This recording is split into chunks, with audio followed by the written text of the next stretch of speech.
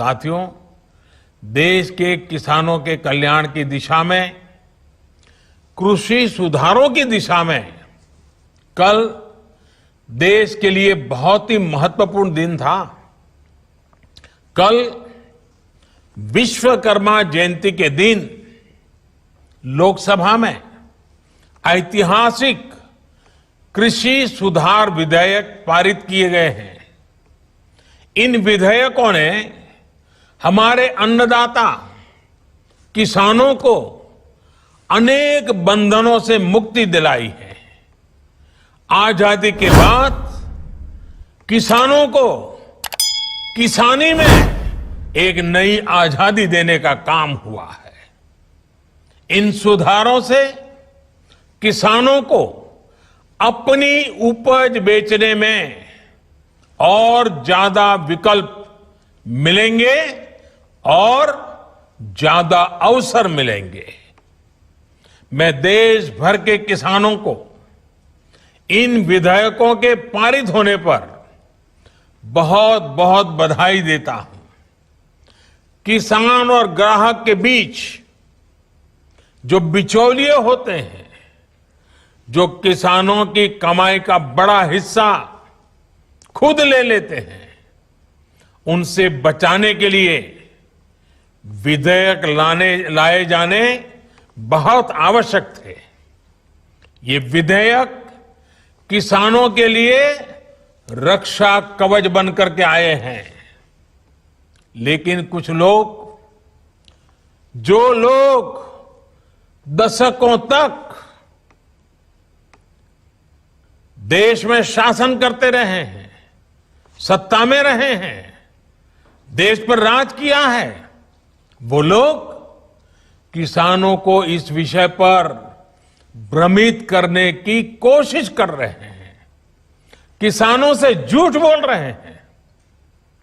साथियों, चुनाव के समय किसानों को लुभाने के लिए बड़ी बड़ी बातें करते थे, लिखित में करते थे, अपने घोषणा पत्र में डालते थे और चुनाव के बाद भूल जाते थे। और आज जब वही चीजें जो इतने दशकों तक देश में राज करने वाले लोगों के मैनिफेस्टो में है, वही चीजें भारतीय जनता पार्टी एनडीए सरकार कर रही है, किसानों को समर्पित हमारी ये सरकार कर रही है, तो ये भांति भांति के भ्रम फैला रहे हैं। जिस एपीएमसी एक्ट को लेकर अब ये लोग राजनीति कर रहे हैं, एग्रीकल्चर मार्केट के प्रावधानों में बदलाव का विरोध कर रहे हैं, उसी बदलाव की बात इन लोगों ने अपने घोषणा पत्र में भी लिखी थी।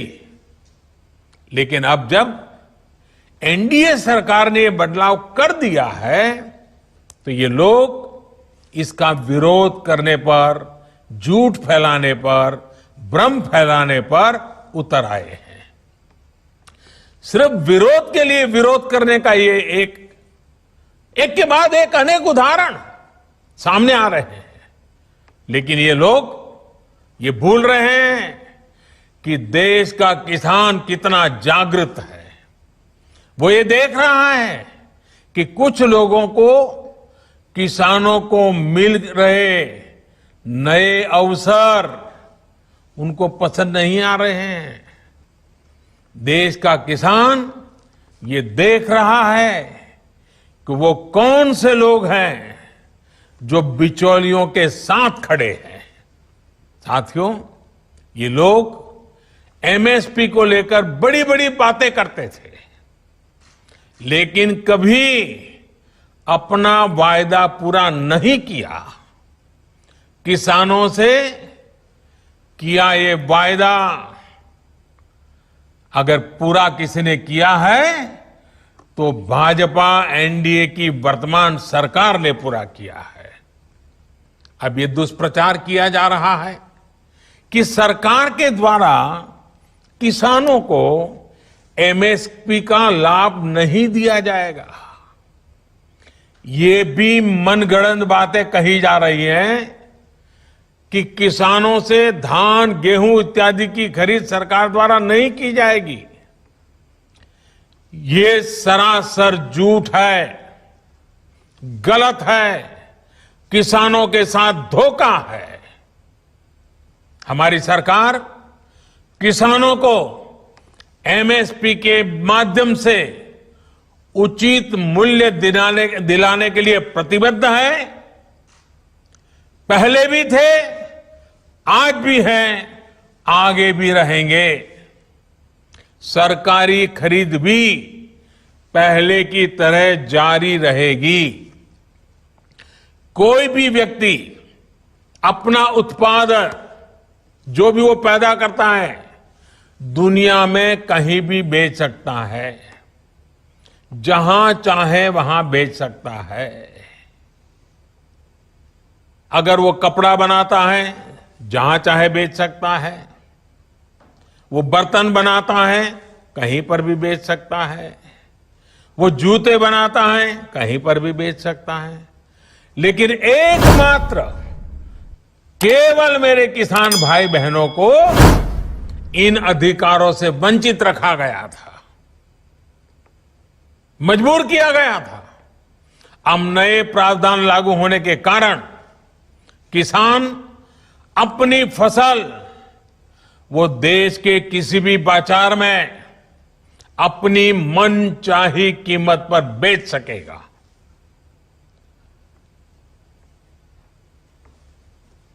ये हमारे कोऑपरेटिव्स, कृषि उत्पादक संघ, एपीओस और बिहार में चलने वाले जीविका जैसे महिला स्वयं सहायता समूहों के लिए एक सुनहरा अवसर लेकर आया है। साथियों, नीतीश जी भी इस कार्यक्रम में मौजूद है। वो भली भांति समझते हैं कि एपीएमसी एक्ट से किसानों का क्या क्या नुकसान होता रहा है। यही वजह है कि बिहार का मुख्यमंत्री बनने के बाद अपने शुरुआती वर्षों में ही नीतीश जी ने बिहार में इस कानून को हटा दिया था। जो काम कभी बिहार ने करके दिखाया था, आज देश उस रास्ते पर चल पड़ा है। साथियों, किसानों के लिए जितना एनडीए शासन में पिछले 6 वर्षों में किया गया है, उतना पहले कभी नहीं किया गया।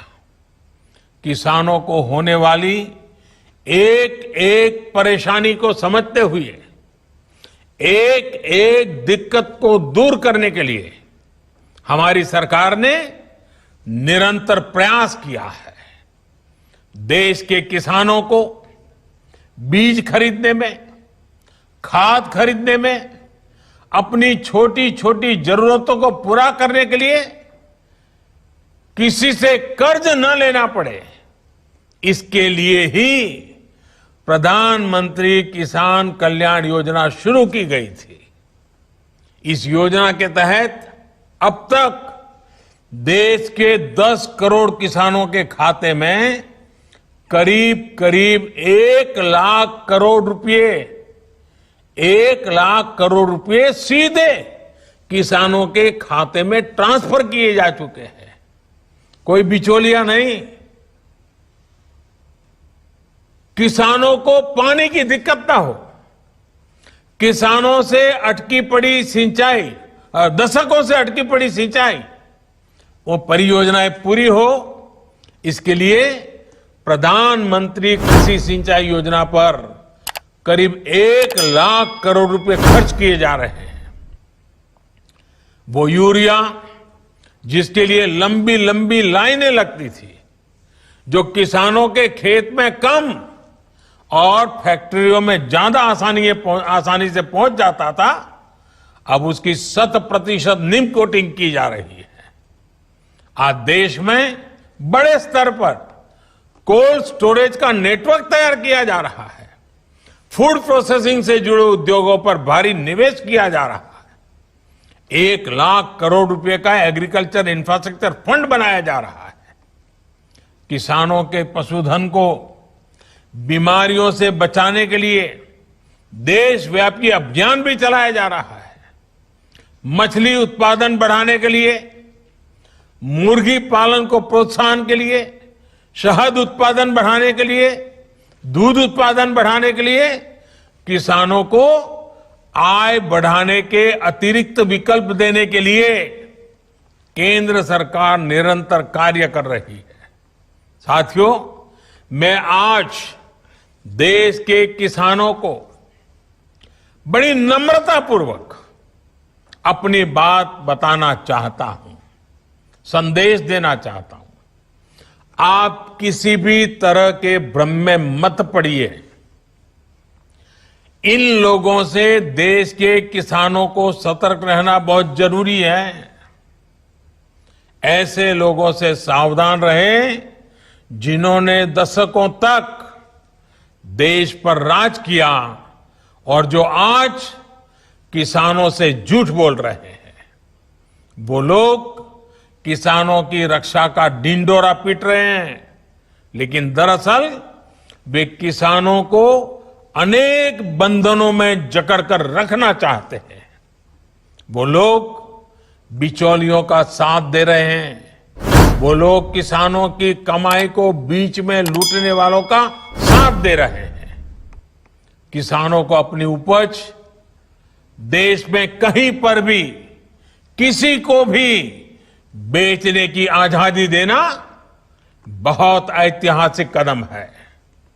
21वीं सदी में भारत का किसान बंधनों में नहीं, भारत का किसान खुल करके खेती करेगा, जहां मन आएगा अपनी उपज बेचेगा, जहां ज्यादा पैसा मिलेगा वहां बेचेगा, किसी बिचौलिए का मोहताज नहीं रहेगा और अपनी उपज, अपनी आय भी बढ़ाएगा। ये देश की जरूरत है और समय की मांग भी है।